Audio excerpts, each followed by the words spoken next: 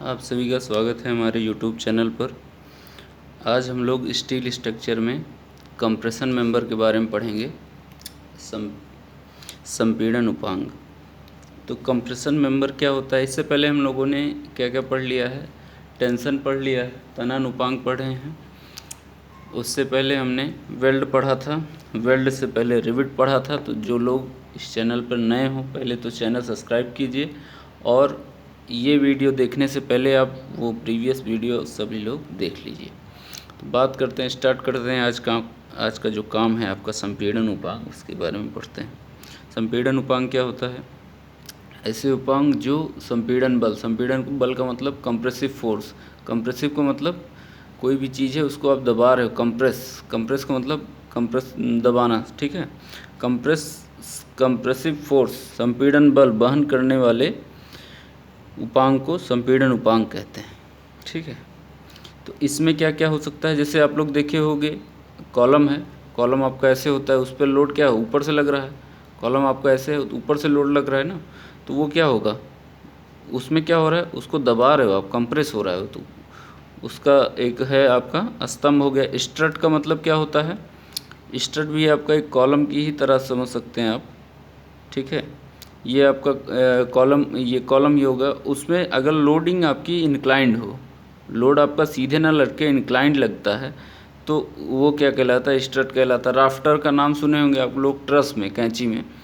तो कैंची में राफ्टर क्या होता है, मेन जो प्लेट होती है, जो किंग पोस्ट और क्वीन पोस्ट होता है, उसमें जो किंग पोस्ट होता है उसका मुख्य राफ्टर होता है, सब जानते होंगे आप लोग। बात करते हैं आगे। इसके जो क्वेश्चंस आते हैं आपके एग्ज़ाम में, उसको हम लोग कैसे हैंडल करेंगे, कैसे उसको सॉल्व करेंगे, उसके बारे में पढ़ते हैं।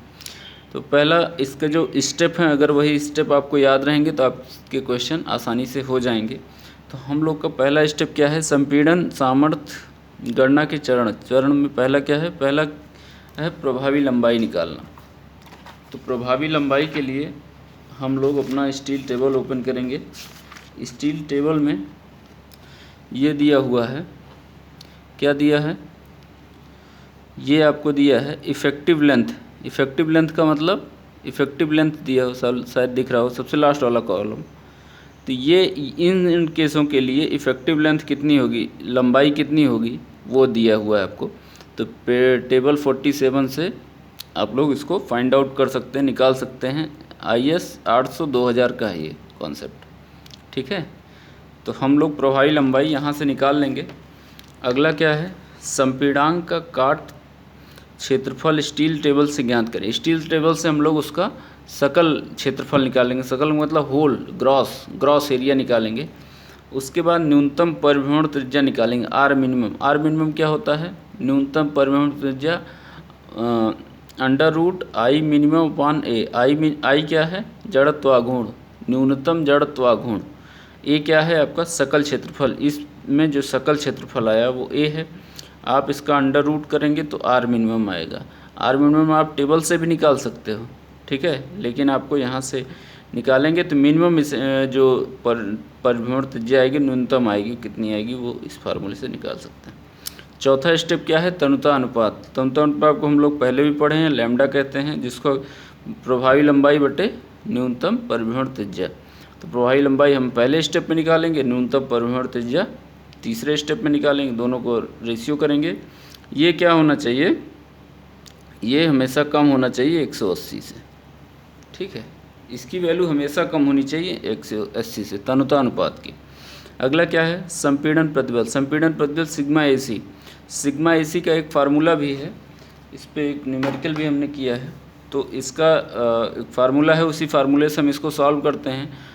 और अगर फार्मूला नहीं याद रहा तो आप लोग टेबल से भी उसको निकाल सकते हो।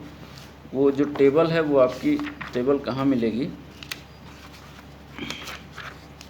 ये आपकी है टेबल, ठीक है। पेज नंबर कितना है, 134 है पेज 48 का ये। तो इसमें देख रहे होंगे L/R है ये। L/R को हम लोग क्या कहते हैं, लैम्डा कहते हैं, तनुता अनुपात कहते हैं ना। और इसका यील्ड स्ट्रेस पे इसका जो भी वैल्यू आएगी उसको हम लोग मल्टीप्लाई करके 0.6 FY से तो हम लोग उसको फाइंड करते हैं सिग्मा AC। एक तरीका ये है, एक फार्मूला बेस है, दोनों भी बताएंगे न्यूमेरिकल में। ये निकालने के बाद सामर्थ्य निकालते हैं। सामर्थ्य का फार्मूला क्या होता है? P = area into sigma AC। Area मतलब जो यहाँ एक चीज़ और ध्यान देना है, यहाँ जो क्षेत्रफल होता है निबल और सकल दोनों बराबर होता है, ठीक है। यहाँ सकल क्षेत्रफल निबल क्षेत्रफल बराबर, तो यहाँ नेट एरिया या सकल क्षेत्रफल गुणे जो प्रतिबल आया है वो। अब क्या करना है, ये एक टेबल दिया हुआ है, इस टेबल का यूज आपके न्यूमेरिकल में बहुत ज़्यादा होगा, इसलिए इसको याद रखिएगा आप लोग टेबल को, ठीक है। टेबल आप लोग याद कैसे करेंगे? टेबल आप लोग याद कैसे करेंगे? देखिए, पहला है असतत खंड। असतत का मतलब अनइक्वल। अगर खंड आपका अनइक्वल है तो हम लोग उस पर काम कैसे करेंगे? असतत है तो एक कोणीय खंड अगर लगा हुआ है, असतत में अगर एक कोणीय खंड है उसमें एक रिविट लगा हुआ है, जोड़ में एक रिविट लगा हुआ है, तो प्रभावी लंबाई की स्मॉल एल से दिखाते हैं। कैपिटल एल का मतलब वास्तविक लंबाई। प्रभावी और वास्तविक दोनों अंतर होता है, तो ये वास्तविक लंबाई और प्रभावी लंबाई दोनों बराबर होती है, एक रिविट लगा होगा तो प्रतिबल जो होगा 0.8 सिग्मा AC होता है। ये आपको जो दिया गया है टेबल, ये आपके न्यूमेरिकल में बहुत काम आएगी, इसलिए इसको याद किए रखिए। दो कोणीय खंड होगा तो मतलब इसी में एक रिविट लगा हुआ, एक कोणीय खंड में अगर दो रिविट लगा हुआ तो 0.85 L, और सिग्मा AC की जो वैल्यू है वो पूरी ली जाएगी। दो कोणीय खंड लगा है एक रिविट के लिए तो L बराबर L होगा 0.8 सिग्मा AC, ठीक है। ये एक पट्टी के लिए है। दो कोणीय खंड का मतलब, कोणीय खंड कैसा होता है आपका? कोणीय खंड आपका कुछ इसी तरह तो होता है, ठीक। इसको क्या करेंगे आप, किसी गसेट प्लेट से ऐसे जोड़ा जाएगा इसको, ठीक है। ये गसेट प्लेट हो गई आपकी। जब एक रिविट लगा होगा तो उसमें प्रतिबल इतना आएगा, दो रिविट लगा होगा तो प्रतिबल इतना होगा, लंबाई हमारी क्या होगी? कम हो जाएगी। आपको मालूम है ना, जब रिविट आपके ज़्यादा लग जाएंगे तो लंबाई कम आ जाएगी ना। और दो कोणीय खंड का मतलब इधर भी लगा है और इधर भी लगा है, ये चीज़ इसकी बात हो रही, दो कोणीय खंड हो गया। ये तो बात हो गई असतत। असतत का मतलब ये लंबाई और ये लंबाई बराबर नहीं, असतत हो। और सतत का मतलब ये लंबाई बराबर हो, ठीक है। अभी इसका हम लोग इम्प्लीमेंटेशन जब आपके न्यूमेरिकल में होगा उसको हम लोग करेंगे। पहले बात करते हैं, ये जो आपने स्टेप पढ़े हैं उस पर न्यूमेरिकल की, उस पर हमने एक न्यूमेरिकल किया है। पहला न्यूमेरिकल देखते हैं क्या है। एक असतत कोणीय खंड ISA 100 × 75 × 8। तो आप सब लोग स्टील पढ़ते समय स्टील टेबल अपने पास रखा करिए। 100 × 75 × 8 का कोणीय खंड है, कैसा है? असतत। असतत का मतलब अनइक्वल, तो 100 × 75 बराबर तो है नहीं, इसलिए असतत है। तो 100 × 75 आपका ये हो गया इंटू 8। 8 का मतलब ये, ठीक है, शायद दिख रहा हो, और ऊपर कर देते हैं। तो 100 × 75 × 8 का ये कोणीय खंड है ना, ये खंड हो गया आपका, ठीक। उसके बाद क्या करना है, इसमें आपको क्या क्या करना है, देखिए ये तो कोणीय खंड हो गया। संपीड़न उपांक में 10 mm मोटी पट्टी से इसको जोड़ा गया है। नीचे डायग्राम देख रहे होगे, ये कोणीय खंड है, उसको किस पट्टी से जोड़ा गया है? 10 mm मोटी है वो पट्टी जिससे जोड़े हैं। सामर्थ्य ज्ञात कीजिए। सामर्थ्य ज्ञात करना है अगर लंबाई 2.5 मीटर हो, ठीक है। ये जो लंबाई है आपकी कोणीय खंड की, उसकी जो कितना लंबा होगा वो कितना होगा? 2.5 मीटर होगा। यहाँ प्रभावी लंबाई वास्तविक लंबाई क्या होती है निकालेंगे हम लोग, ठीक है। सामर्थ्य आपको ज्ञात करना है। इस्पात का प्रतिबल जो दिया गया है इतना है। आपको कहा है कि एक रिविट लगे हैं। एक रिविट का मतलब अभी हमने जो कंडीशन पढ़ी है उसको यहाँ अप्लाई करेंगे। तो बात करते हैं, तो जो प्रभावी लंबाई है वो कितनी दी गई है? 2500 आपको, ये 2.5 मीटर है तो आपका कितना हो जाएगा? 2500 mm हो जाएगा ये। तो क्या करेंगे, स्टील टेबल से 100 × 75 × 8 पे पहुँचेंगे। पहला क्या है, सेक्शनल एरिया निकालना आपको। सेक्शनल एरिया 100 × 75 × 8, सेक्शनल एरिया कितना है? 2672, ठीक है। तो उसको हमने सॉरी, एक कोणीय खंड की बात हो रही है, इधर नहीं है ये।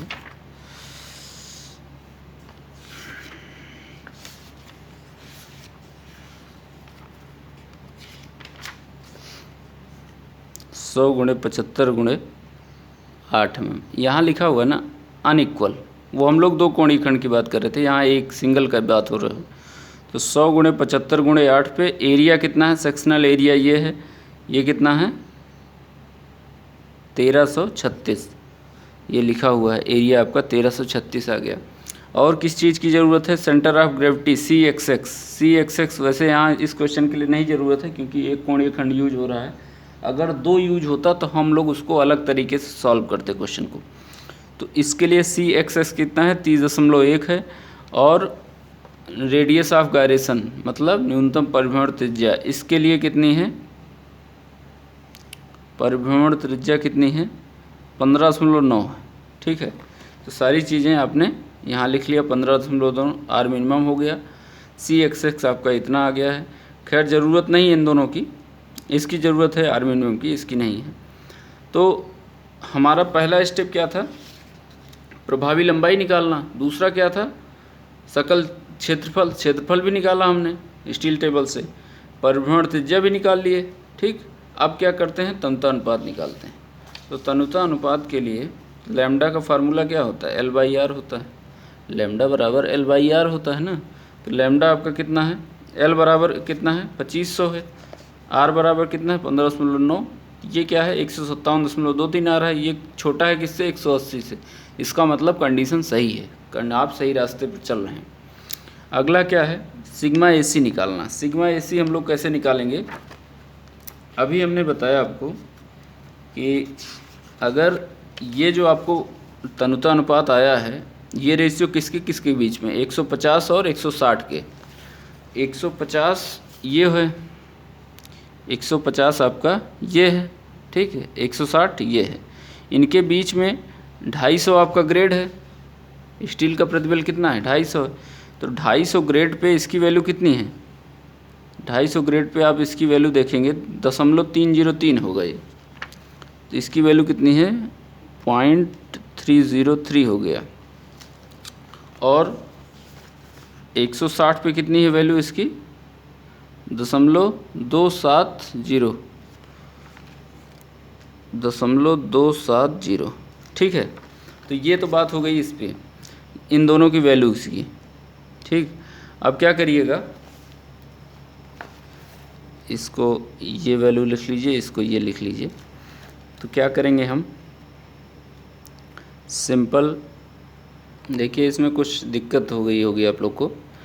ये स्टील टेबल से आप लोग क्या करेंगे, स्टील टेबल से सिग्मा आपका लैम्डा जो दिया होगा, उस लैम्डा में उनके बीच में इंटरपोलेशन यहाँ लगाना पड़ेगा आपको। तो एक वैल्यू आपकी 150 होगी, एक 160 होगी, क्यों 157 ही आ रहा है। तो 150 पे इसका वैल्यू क्या है 0.303 है, 160 पे कितना है 0.270। ठीक है, तो इंटरपोलेशन फार्मूला आपका ये होता है, तो ये सिग्मा AC वही निकालना है आपको, सिग्मा AC1 303 हो जाएगा, sigma AC2 0.270 minus sigma AC1 आपका 303 है अपॉन लैम्डा 2 कितना है 160 है, लैम्डा 1 150 माइनस किया हमने, लैम्डा कितना है, लैम्डा आपका कितना आ रहा है 157.23 माइनस 150। तो आप यहाँ से करोगे तो सिग्मा AC आएगा, तो सिग्मा AC डैश कर सकते हैं उसको। तो इस सिग्मा AC की वैल्यू आप क्या करेंगे 0.6 FY के साथ मल्टीप्लाई करेंगे, 0.6 इंटू FY की वैल्यू कितनी है 250 है, सिग्मा AC डैश कितना है इंटू 0.279। तो आप इसको कैलकुलेट करेंगे तो 0.6 इंटू 250 इंटू 0.279, ये आपका कितना आ रहा है 41.85। इस तरह से आप निकाल सकते हो सिग्मा AC। ये एक तरीका है, एक तरीका ये है, अगला तरीका हम अगले क्वेश्चन में बताएंगे। तो यहाँ आई होप यहाँ समझ में आ गया होगा कि सिग्मा AC कहाँ से आया है। अब क्या करते हैं, सिंपल है, आपको जब आपको मालूम चल गया कि सिग्मा AC इतना है, तो देखिए एक रिविट लगा हुआ है ना, आपसे क्वेश्चन में कहा है कि एक रिविट लगा हुआ है, तो एक रिविट जब लगा होगा खंड कैसा है, असतत है ना। तो असतत के लिए एक कोणीय खंड है, एक रिविट लगा हुआ है, तो प्रभावी लंबाई वास्तविक लंबाई दोनों बराबर होगी। और जो प्रतिबल होगा वो कितना होगा, 0.8 time sigma AC। Sigma AC जो होगा उसमें 0.8 से गुणा करेंगे। तो हम लोग का जो प्रतिबल होगा वो 0.8 इंटू सिग्मा AC करेंगे, ये हो जाएगा 33.68। ये इतना प्रतिबल आ गया हमारा। अब प्रतिबल गुणे क्षेत्रफल, क्षेत्रफल हमारा कितना आया है 1336, ठीक है, गुणा करेंगे 45,000 न्यूटन, ये आ जाएगा बल आपका सामर्थ्य। इसके बाद ये क्वेश्चन और है, इसको देख लीजिए, इसमें थोड़ा सा अलग कॉन्सेप्ट यूज हुआ है। ये अच्छा क्वेश्चन। एक असतत दो कोणीय खंड है, इसमें दो कोणीय खंड है, ध्यान दीजिएगा। दो कोणीय खंड है, IS से 100 गुणे 65 गुणे 8 mm, 100 गुणे 65 गुणे 8 mm का एक खंड है।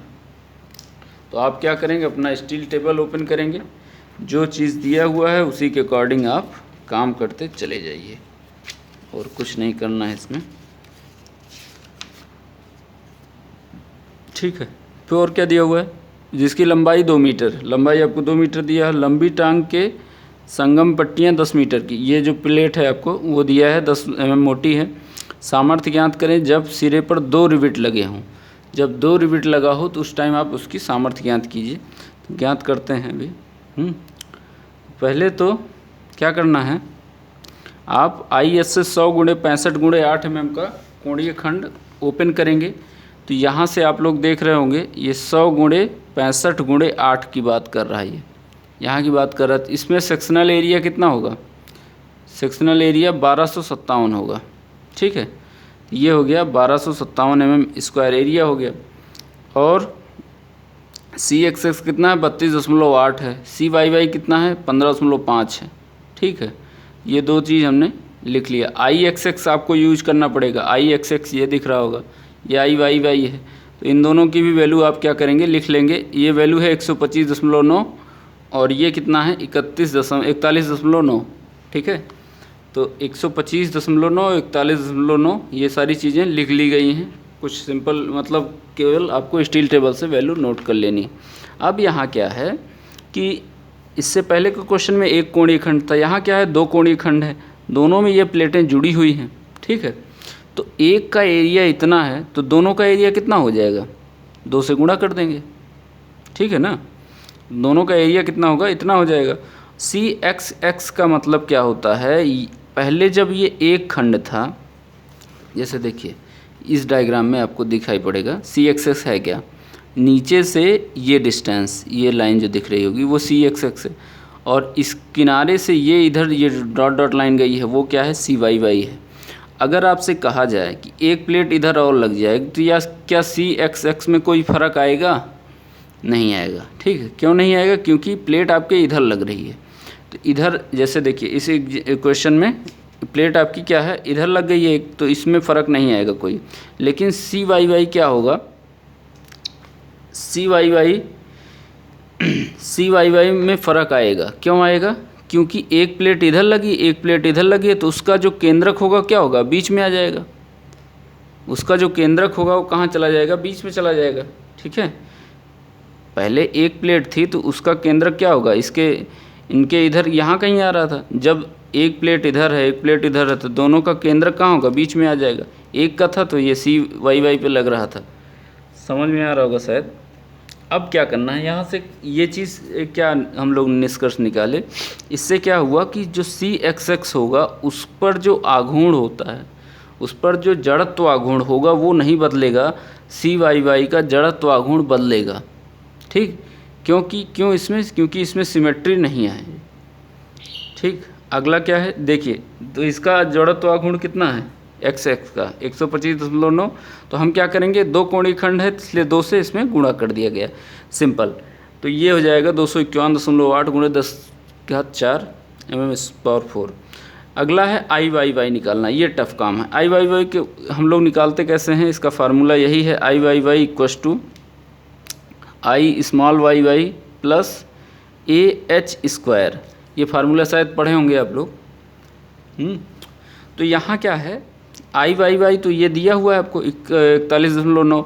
ए क्या है आपका, ए एक कोणीय खंड का एरिया, एक का एरिया कितना है, A' कह सकते हैं उसको, 1257 दिया है, ठीक है। एच क्या है जी, नई चीज़ एच है।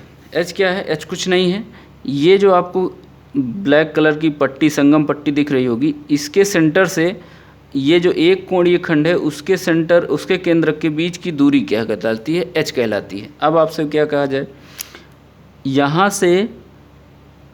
से ये डिस्टेंस, ठीक है, यहाँ से ये डिस्टेंस आपकी क्या है, सी वाई वाई हो गई, सॉरी ये यहाँ से होगी सी वाई वाई आपका, ये यहाँ से ये इतनी डिस्टेंस होती है सी वाई वाई। आपको लेना कहाँ है, इसके सेंटर से, ये जो ब्लैक पट्टी आपको दिख रही होगी, इसके सेंटर से लेके ये ग्रीन वाली लाइन, इनके बीच की डिस्टेंस। तो आपको मालूम है सी वाई वाई कहाँ से, ये यहाँ से लेके यहाँ तक की डिस्टेंस सी वाई वाई है। इसमें ये पूरी प्लेट की मोटाई कितनी दी गई है, टी दिया गया है, टी या 10 mm दिया गया है आपको। पट्टी की मोटाई आपको कितना दिया है, 10 mm दिया है। 10 का मतलब ये 5 ये 5 ये, तो t/2 कह सकते हो इसको, ठीक। तो सी वाई वाई प्लस t/2, सी वाई वाई प्लस t/2 का होल स्क्वायर, क्योंकि एच स्क्वायर है यहाँ, ठीक। तो यही फार्मूला हो गया है। तो आई वाई वाई आपको दिया है, ए आपको दिया है 1257 mm² इंटू सी वाई वाई का मतलब ये क्वेश्चन में ही दिया है आपको, सी वाई वाई 15.5। टी का मतलब ये जो ब्लैक की पट्टी है, संगम पट्टी है, उस पट्टी का क्या है, चौड़ाई कितना है, 10 है, 10/2 का होल स्क्वायर। तो आई वाई वाई आपका ये आ गया, आई एक्स एक्स ये आ गया। तो इन दोनों में मिनिमम कौन सा होगा, मिनिमम हम क्यों निकाल रहे हैं, क्योंकि हमको क्या निकालना है, आर मिनिमम निकालना है। आर मिनिमम का फार्मूला क्या होता है, √I मिनिमम अपॉन एरिया। तो आई मिनिमम कौन सा होगा, जो कम होगा इन आई एक्स एक्स और आई वाई में, आई एक्स एक्स और आई वाई वाई में से जो कम होगा वही हमारा आई मिनिमम होगा। तो कम कौन सा है, ये वाला कम है, तो 189.45 × 10⁴ mm/4, ठीक है। आई मिनिमम आ गया, तो आई मिनिमम की वैल्यू यहाँ रखेंगे और कुल क्षेत्रफल यहाँ रखेंगे।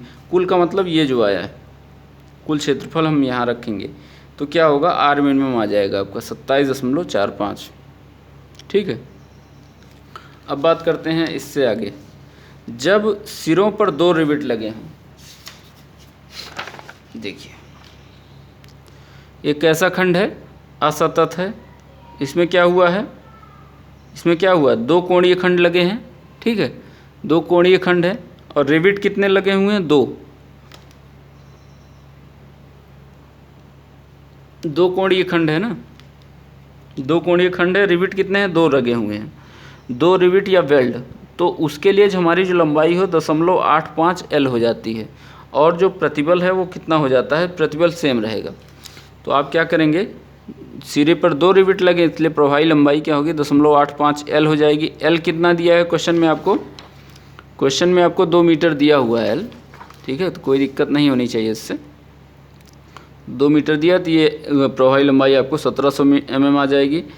अब तनुता अनुपात निकाल दें, क्योंकि स्टेप तो आपके वही सारे हैं। पहले आपने सकल क्षेत्रफल निकाला, न्यूनतम परिभ्रमण त्रिज्या निकाला, तनुता अनुपात निकालेंगे, संपीड़न प्रतिबल सामर्थ्य निकालेंगे, ठीक है। स्टेप आपको वही फॉलो करने। थोड़ा सा एक क्वेश्चन अलग है, क्योंकि इसमें डबल पट्टियाँ, डबल कोणीय खंड यूज हो रहे हैं। तो तनुता अनुपात आपका कितना होता है, L/R मिनिमम। आर मिनिमम आपने पहले निकाला, L आपने अभी निकाला 1700/27.45, ये आ रहा है 61.93, जो कि 180 से छोटा है। ये कंडीशन आपको हर जगह चेक करनी होगी, ठीक है, ये आपको हमेशा छोटी आनी चाहिए। अब देखिए, ये एक फार्मूला है जिसकी हम बात कर रहे थे कि जो सिग्मा AC है उसका निकालने का 2 तरीका है। इससे पहले के क्वेश्चन में हमने टेबल वाले मेथड से किया था, अभी ये इसमें हम लोग फार्मूले वाले मेथड से करेंगे। टेबल वाले मेथड से आपको कम समय में आप उसको सॉल्व कर सकते हो, इससे आपको समय थोड़ा सा कैलकुलेशन में ज़्यादा लग सकता है, ठीक। तो यहाँ सिग्मा AC बराबर 0.6 FCC FY अपॉन FCC की पावर n प्लस FY की power n whole to the power 1/n। अब क्या करना है, FCC क्या है, संपीड़न में क्रांतिक प्रतिबल होता है, जिसकी वैल्यू कितनी होती है, π² अपॉन λ², π² अपॉन λ²। E क्या है, यहाँ यंग मॉडुलस होगा, सब लोग मालूम है E क्या होता है, उसकी वैल्यू कांस्टेंट होती है 2 × 10⁵ स्टील के लिए। यहाँ n जो यूज हो रहा है उसकी वैल्यू क्या होगी, 1.4 आपको मान के चलना है, ठीक है। अब क्या करते हैं, सिंपल हम पहले FCC निकाल लेते हैं, क्योंकि FCC कई बार यूज हो रहा है। FY का मतलब जो आपको स्टील का ग्रेड दिया होगा वही वैल्यू आपकी FY की हो जाएगी। तो यहाँ FY की वैल्यू क्या होगी, आपको क्वेश्चन में क्या दिया हुआ है, क्वेश्चन में नहीं दिया हुआ तो हम लोग मान के चलते हैं इसको हमेशा माइल्ड स्टील ही यूज करना है। तो आपको इसकी वैल्यू है 250 न्यूटन पर mm²। माइल्ड स्टील ही लेना है, मृदु इस्पात हमेशा लेके चलना है आपको। अब देखिए FCC का वैल्यू क्या है, पाई स्क्वायर का मतलब पाई की वैल्यू 3.14 का होल स्क्वायर, ई की वैल्यू कितनी है 2 × 10⁵ बटे लैम्डा जो आपका इतना आया है 61.93, 61.93 का होल स्क्वायर करेंगे तो ये 514.67 आ रहा है। क्या आया है, FCC आया है। FY आपको मालूम है 250 है। अब क्या करेंगे, इसकी पावर n की वैल्यू कितनी है 1.4 है। ये हर क्वेश्चन के लिए फिक्स है, इसकी वैल्यू हर क्वेश्चन के लिए फिक्स है। तो आप लोग जब शुरू में पढ़िएगा तो ये इतना चीज़ लिख लीजिएगा, हम लिखवाना बाद में भूल गए थे। इसको पढ़ेंगे तो इतना चीज़ आप लोग शुरू में भी लिख लीजिएगा, काम आएगा।